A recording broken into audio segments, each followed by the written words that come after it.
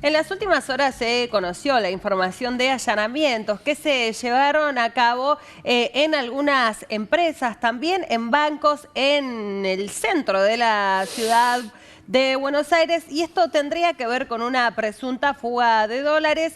Para esto está conectado con nosotros Mariano Lizardo, él es abogado penalista y nos traes más información de lo que sucedió. ¿Cómo estás, Mariano? Hola Rocío y Santiago, muy buenos días. ¿Cómo Mariano, están ¿cómo ustedes? estás? Bien, bueno, agentes especializados de la Dirección General de Aduanas pusieron en la lupa 9 declaraciones SIMI, lo que antiguamente eran las del Sistema Integral de Movimiento de Importaciones, por resultar inexistentes. Estas presuntas importaciones, que eran apócrifas, permitían la fuga de dólares al tipo de cambio oficial. La maniobra advertida consistía en simular este tipo de importaciones a partir de documentación que era falsa, documentación aduanera, con el objetivo de sacar a Estados Unidos, a cuentas particulares, el valor de dólar oficial por mercadería que nunca ingresarían al país. Claro. Bien. O sea, esto es algo que se viene detallando hace varios meses. El tema de que el importador es el dólar más barato que se puede conseguir. Fraguando una importación, se consigue un dólar aún a la mitad del precio que después luego se vende y se simula una importación. El tema es cuál es el control para tener que detectarlo después, Mariano. Eso es lo que preocupa, ¿no? ¿Qué es lo que va a importar? ¿Cuál es el track record de ese importador? Si es un importador persona física, empresa. Contanos un poco cómo era la maniobra.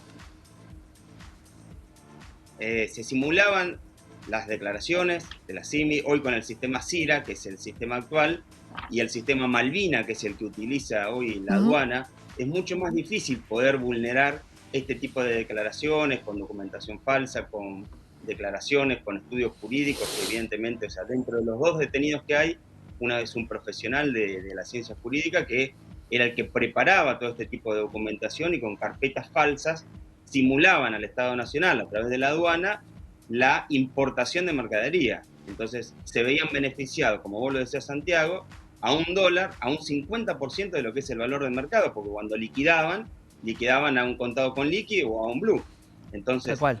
se hacían de dinero a dólar oficial, vulnerando los sistemas del Estado, por eso es una causa de gran magnitud, y tuvo casi 23 allanamientos, bancos oficiales, entidades financieras. O sea, fue un gran movimiento en la City porteña con respecto a lo que fue este tipo de accionar. Y la operatoria era adulterar básicamente las declaraciones. Claro, porque pensemos lo siguiente, ¿no? El banco en realidad lo que controla son los documentos. No puede controlar que la importación se haya realizado. No va al puerto a ver si llegó o no la mercadería. Mariano, ¿cuál es la responsabilidad si le presentan carpetas supuestamente válidas, con trámites realizados supuestamente válidos respecto al origen del dinero? Con respecto a lo que es el banco en sí, es muy difícil que se pueda llegar a determinar, porque tal cual como vos lo expresás, el banco lo que trata de chequear es la documentación. Sí, en este caso se está investigando empleados infieles del banco que pudieran suponer que este tipo de ardido, este tipo de engaño o este tipo de maniobra fraudulenta debió ser acompañado con algún empleado que quizás no fue de todo fiel a la entidad bancaria y tendría algún tipo de beneficio. Pero el banco en sí, hasta el momento no existe ningún tipo de responsabilidad, Claro. porque la documentación es adulterada y el banco no tiene la capacidad para certificar si la documentación es buena o es mala, sino solamente recepcionarla. Claro. Y es el Departamento de Comercio Exterior, supuestamente, lo que está signado como estos empleados que pueden hacer del banco la entrega de documentación. ¿Habrá alguna carta de crédito también contra algún otro banco? ¿Hay interacción a través de cartas de crédito?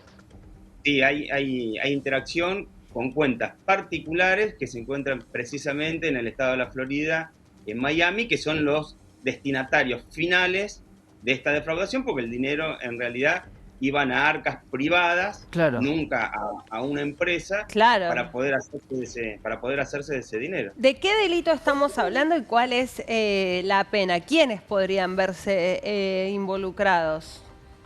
Mira, por el momento hay 2 personas detenidas, más allá de la cantidad de allanamientos que se han realizado. Es una infracción a la ley 22.415, es una causa que hoy está en el Juzgado Nacional Penal Económico 9, que era el antiguo juzgado de López Vizcayar, y que hoy firma el doctor Aguinsky en forma subrogada, y las penas son hasta 8 años de prisión. Estamos hablando, Mariano, de más de 5 millones de dólares, ¿no? En relación a todos estos documentos que, bueno, fueron falsificados en definitiva. Sí, el monto aproximado, por lo menos que al día de hoy se tiene determinado, es esa cifra, Rocío, es cerca de los 5,5 millones de dólares, y todavía falta determinarse si existe algún otro tipo de operación. Recordemos que son nueve las operaciones declaradas por CIMI inexistentes. Pueden llegar a ser más. Sí, sí, bueno, sobre todo eso, ¿no? Cuando se dan a conocer este tipo de operativos que vos mencionabas, Mariano, se empiezan a buscar tal vez conexiones o incluso a revisar reportes anteriores, ¿no? Y ver si es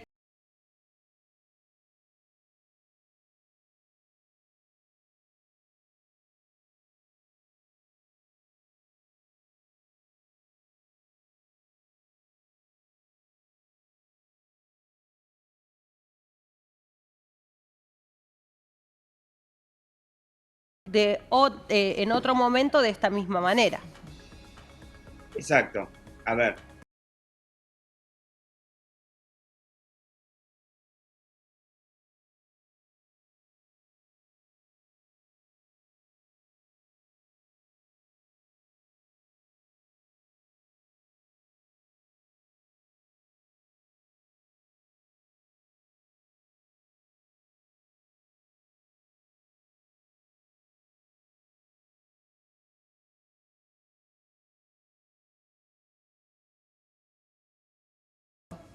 es de cumplimiento efectivo y no es escarcelable. Mayor de 3. Mariano, de alguna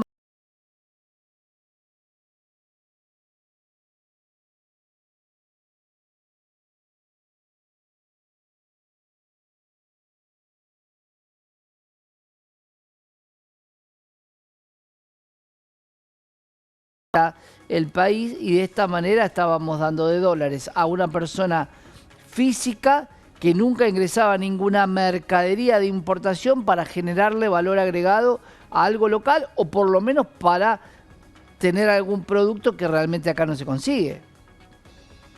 Sí, es la punta de novillo, Santiago. Lo bueno es que, de alguna manera, con el nuevo sistema, con el CIRA, este tipo de fraudes ya hoy es un poco más difícil hacerlo, para recordarle a la gente que lo que hacían bajo el estímulo de una CIMI y no del CIRA, que es el sistema, Claro. del sistema actual. Pero bueno, es la punta de novillo para poder determinar cuántas otras operaciones similares con este rublo se llegaron a hacer y cuánto es el monto final de desapoderamiento de dólares oficiales al Banco Central de la Nación Argentina. La pregunta es también, para que la documentación se valide en el banco de acá, pero ¿y quién validaba en la cuenta de Miami el ingreso de los dólares? ¿Era una cuestión fungible? Porque por lo general no es gente que no tenga movimientos en la cuenta, ni que tenga dinero, no es gente pobre, porque si no, habría un movimiento inusual en esas cuentas. Estamos hablando de gente que ya tenía mucho dinero. Sí, generalmente son LLC creadas, antiguamente preparadas y con documentación que pueda sostener los montos y el impacto de los montos por los cuales se giran los dólares, porque si no, efectivamente, sonarían los reportes RAYO o cualquier tipo de reporte que vulnere las